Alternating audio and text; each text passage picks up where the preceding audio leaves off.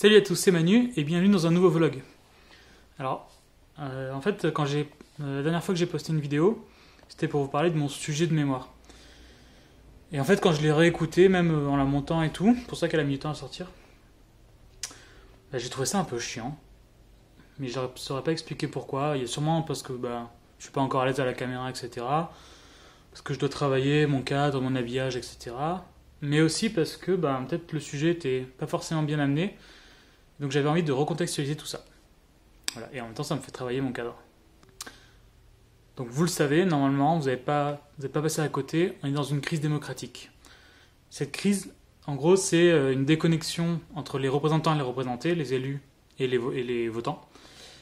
Et elle se traduit comment? Par des décisions politiques, une orientation politique qui ne va pas dans le sens de l'intérêt général, mais qui va dans le sens de l'intérêt des représentants. Et il se trouve qu'en ce moment, l'intérêt des représentants, c'est la croissance économique, etc., etc. Bon, déjà, tous les enjeux sociaux ne sont pas résolus, ou en tout cas, ils sont très mal résolus par les représentants, puisque c'est pas dans leur ligne directrice.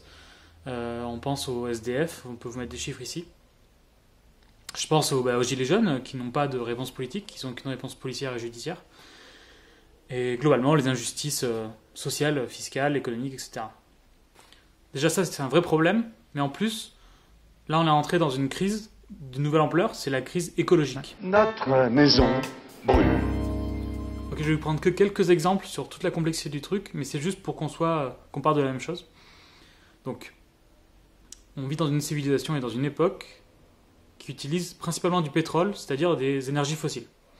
Et en fait, consommer des énergies fossiles, ça émet du CO2 entre autres, et le CO2, ça provoque du réchauffement climatique.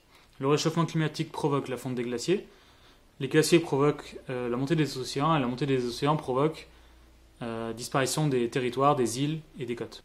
On parle en moyenne sur la planète, une montée de 50 cm à 1 mètre pour 2100.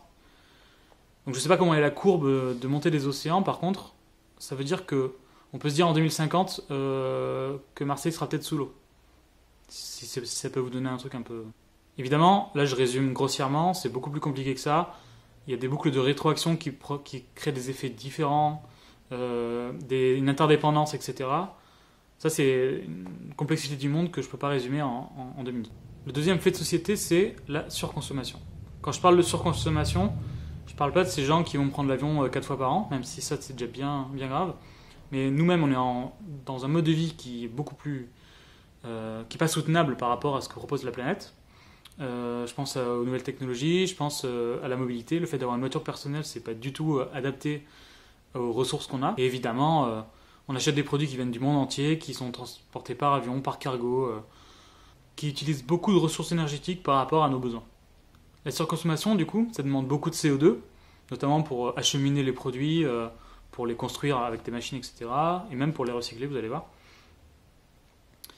Les nouvelles technologies, c'est basé sur l'efficacité des métaux rares. Les métaux rares, il faut aller les chercher sous la terre. Ça demande énormément de machines qui demandent énormément de pétrole. Ensuite, il faut les acheminer, il faut les produire, il faut les fondre, il faut en faire quelque chose. Ça demande énormément de pétrole aussi. Et après, soit on peut les recycler, et le recyclage, ça demande énormément d'énergie. Donc il faut pas croire que parce qu'on recycle quelque chose, c'est écologique. En fait, les choses les moins énergivores, c'est pas les choses qu'on recycle, c'est les choses qu'on n'a pas besoin de recycler.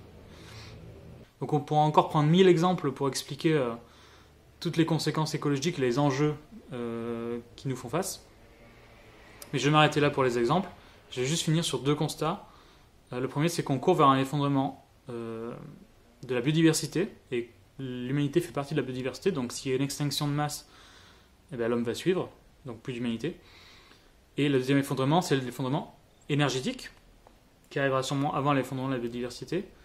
Et lui, par contre, c'est l'idée que non pas les matières fossiles vont se raréfier, même si à terme elles vont se raréfier sûrement, c'est qu'en fait elles deviennent de plus en plus compliquées à extraire, c'est-à-dire qu'elles demandent beaucoup d'énergie pour extraire. Et il y a un moment où ce sera même plus rentable d'extraire du pétrole et des matières fossiles, parce que ça coûtera trop d'énergie pour produire de l'énergie. Et donc là il y aura un effondrement, notamment économique, et ça va être le sbeul. Et tout ça, on le sait depuis au moins 25 ans, puisqu'on est à la 25e COP bientôt. Et le rapport du GIEC, ça fait 30 ans, je crois, qu'il existe. Donc voilà, c'est pas, on l'a pas découvert là récemment. On l'a théorisé récemment de façon grand public, avec tout ce qui est collapsologie, etc. Mais au niveau du gouvernement, par exemple, on le sait depuis au moins 25 ans. Et pourtant, le gouvernement, il est toujours dans une politique de croissance, même aujourd'hui. Écologiquement, il ne fait pas grand-chose. Et donc, il va à l'inverse de l'intérêt général. Là, l'intérêt de la civilisation. Par exemple, l'extinction de la biodiversité, pas trop de réponses au niveau politique. On continue à proposer de la croissance, et la croissance, c'est ce qui provoque la surconsommation, etc. Et en plus, on ne se prépare pas à l'effondrement énergétique, c'est-à-dire qu'on n'essaye pas de sortir du pétrole, on n'essaye pas d'être résilient. D'ailleurs, c'est intéressant parce que là d'où sont partis les gilets jaunes, l'idée de l'essence qui est trop chère, ça montre qu'en fait, notre population est prisonnière du système pétrolier et qu'elle a besoin d'utiliser sa voiture pour vivre, pour aller faire ses courses, etc., aller au travail, et elle n'a pas les moyens de sortir du pétrole, et l'État n'apporte aucune solution à propos de ça. Pour comprendre la situation, on va faire un petit exercice de pensée. Imaginez qu'en fait, on est sur un vélo, donc nous c'est la France, les Français, on est sur un vélo, et notre gouvernement nous pousse à pédaler le plus vite possible, donc politique de croissance, sauf que devant nous, on voit qu'il y a un mur, le mur c'est l'effondrement, et qu'on va se le prendre si on continue à pédaler comme ça. Alors on pourrait freiner, sauf que les freins sont coupés. Ça, c'est la rupture démocratique entre les élus et les citoyens. Du coup, face à ça, on a plusieurs choix. Moi, j'en vois 3. La première, c'est d'essayer de réparer les freins. En fait, ça, c'est ce que font, ce que j'ai étudié l'an dernier, c'est ce que font, par exemple, les laboratoires d'innovation publique. Donc ça vient de l'État, et c'est des gens qui essaient de trouver de nouveaux moyens d'interagir avec les citoyens, etc., démocratie participative, tout ce que tu veux. Bon, ça, je ne sais pas si on aura le temps de mettre en place, et en plus, ce n'est pas dans l'intérêt des représentants, puisque ce n'est pas dans l'intérêt de la croissance. La deuxième possibilité, c'est d'essayer de changer de direction. Prendre le guidon, et soit éviter le mur, soit en tout cas éviter de se le prendre en pleine face. Ça, c'est ce que j'appelle l'opinion publique. En gros, quand tout le monde est d'accord sur une vision du monde, a priori, on change de politique et on évite le pire. Maintenant, il faut comprendre comment ça marche, comment on fait pour tous s'entendre, est-ce que c'est possible et est-ce que ça porte ses fruits. La troisième possibilité, c'est d'arrêter de pédaler, voire de freiner avec les pieds, malgré le gouvernement, et ça, c'est la désobéissance. Comment on peut être désobéissant ? Comment ça peut marcher malgré les politiques qu'on a aujourd'hui ? Est-ce que ça marche ? Combien il faut qu'on soit ? Combien il faut qu'on... Voilà. Et la chose, c'est qu'on a tellement d'élan que je sais pas si ça va suffire, en fait, d'arrêter de pédaler. Voilà, dans ce contexte-là, moi, ce que j'essaie de réfléchir, c'est dans les 3 cas, qu'est-ce qu'on peut faire ? Qu'est-ce qui est possible et comment ça marche, tout ça, etc. L'idée, c'est de trouver des vraies solutions, de mettre en valeur des vraies initiatives, etc. Donc l'an dernier, je me suis plutôt posé la question de la première chose, c'est-à-dire comment on fait une reconnexion démocratique. J'ai trouvé plein d'initiatives super intéressantes. D'ailleurs, si vous voulez, je pourrais vous en parler.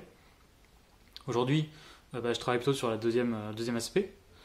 Et demain, j'aimerais bien travailler peut-être un jour sur le dernier point. Et en fait, je me disais, peut-être que là, vous comprenez mieux un peu les enjeux de la recherche. Est-ce que ça vous intéresserait que je vous parle des initiatives que je connais, que j'ai étudiées, de leurs limites peut-être ? Est-ce que vous-même, vous connaissez des initiatives qui, dans ce contexte-là, sont intéressantes et il faudra en parler ? En fait, j'aime beaucoup le travail j'aime beaucoup 2 personnes. La chaîne Partager, c'est sympa. Ils faisaient quelque chose qui s'appelait Les gens qui se bougent. Et c'était exactement ça, c'était mettre en valeur les initiatives pour un monde alternatif, etc. Et je trouve ça vachement bien. Je me dis, est-ce que ça vous intéresse qu'on fasse la même chose ? Et l'autre chaîne que j'aime bien, ça je sais pas trop comment me l'approprier, mais c'est la chaîne de Game Spectrum. C'est une chaîne qui parle à la base de jeux vidéo et qui en fait est en train de devenir une sorte de chaîne d'éducation populaire très fouillée. Bon, le mec il a des compétences quand même, mais très fouillée, qui explique les choses et qui en plus fait témoigner les acteurs de ces enjeux-là. Et ça me titille un peu, j'aime bien cette idée-là. Donc je voulais savoir ce que vous en pensez. Est-ce que vous connaissez des gens qui font déjà ça ? En dehors de ces 2 chaînes, voilà. Moi, ça m'intéresse. Je veux bien qu'on en parle et que vous me dites ça dans les commentaires ou par message privé, comme vous voulez. Et voilà. Donc, je vous dis à la prochaine et à bientôt sur le réseau. Ciao!